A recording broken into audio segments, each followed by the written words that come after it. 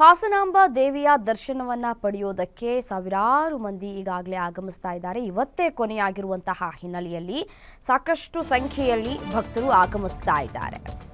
ಹಾಸನಾಂಬೆ ದೇವಿಯ ಸಾರ್ವಜನಿಕ ದರ್ಶನಕ್ಕೆ ಇವತ್ತೇ ಕೊನೆ.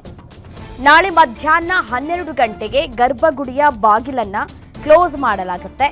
ದರ್ಶನಕ್ಕೆ ಕೊನೆ ದಿನವಾದಂತಹ ಹಿನ್ನೆಲೆಯಲ್ಲಿ ದೇವಿ ದರ್ಶನವನ್ನ ಪಡೆದುಕೊಂಡಿದ್ದಾರೆ ಧ್ರುವ ಸರ್ಜಾ. ಬೆಳಗ್ಗೆಯೇ ಕುಟುಂಬ ಸಮೇತವಾಗಿ ದೇವಿಯ ದರ್ಶನವನ್ನ ಪಡೆದುಕೊಂಡಿದ್ದಾರೆ ನಟ ಧ್ರುವ ಸರ್ಜಾ. ಗೋಲ್ಡ್ ಪಾಸ್ ಸರದಿಯಲ್ಲಿ ದೇವಿಯ ದರ್ಶನವನ್ನ ಪಡೆದುಕೊಂಡಿದ್ದಾರೆ. ಇವತ್ತು ಕೊನೆ ದಿನ ಆದಂತಹ ಹಿನ್ನೆಲೆಯಲ್ಲಿ ಪ್ರತಿಯೊಬ್ಬರೂ ಕೂಡ ದೇವಸ್ಥಾನಕ್ಕೆ ತೆರಳಿ ಹಾಸನಾಂಬೆ ದೇವಿಯ ದರ್ಶನವನ್ನ ಪಡೆದುಕೊಳ್ತಾ ಇದ್ದಾರೆ.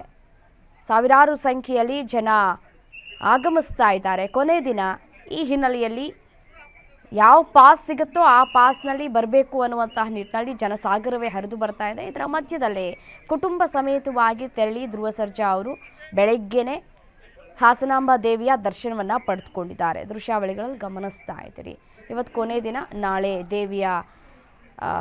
ದೇವಿಗೆ ಕೊನೆ ದಿನ ಪೂಜೆ ಮಾಡಿ ದೇವಸ್ಥಾನದ ಬಾಗಿಲನ್ನು ಕ್ಲೋಸ್ ಮಾಡಲಾಗತ್ತೆ.